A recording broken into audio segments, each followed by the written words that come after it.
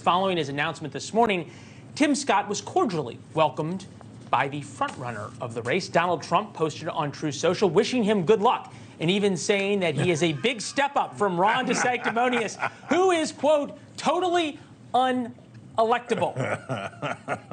Went on to say, good luck, Tim. All right, Hogan, decode this as someone who worked for Donald Trump for 3 years. Decode this for us. Sure. You want me to decode that message? I'm trying to decode what Donald Trump was saying. I think he welcomes someone like Tim Scott to get in this race in large measure because they have a good relationship. He respects Tim Scott, worked with him on some issues while he was in the White House. I don't think I have to decode how he feels about Ron DeSantis. No. I think he's made that very clear at this point. But I'll tell you this. Something you said about Tim Scott that I think applies here, and that is Tim Scott is unknown, and the money he's going to spend is going to make himself known under his own terms and the way he wants to be known. DeSantis, on the other hand, has a little bit of an issue here because Trump has been spending money trying to make Ron DeSantis known as well, but in a negative way, and say he's not all he's cracked up to be. The things he says he is, the things he says he does really aren't true.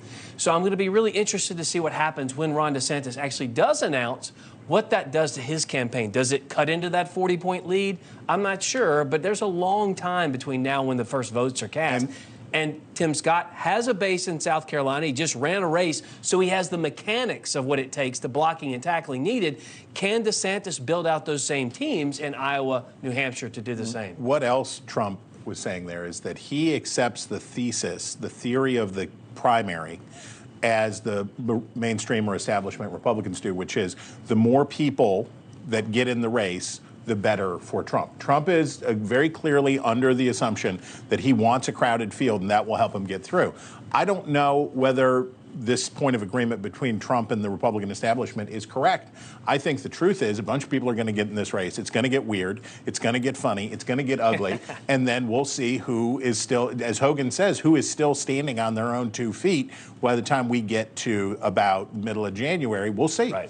Weird, ugly, funny kind of sums up the past 8 years, doesn't it? There's a lot of dating histories in Washington, D.C. as well. Hogan's getting a call. That's right. There's a critique. Say this.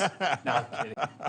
Thanks for watching. Go to newsnationnow.com to find News Nation on your television provider. And don't forget to subscribe. Click the red button to get more of News Nation's fact-driven, unbiased coverage.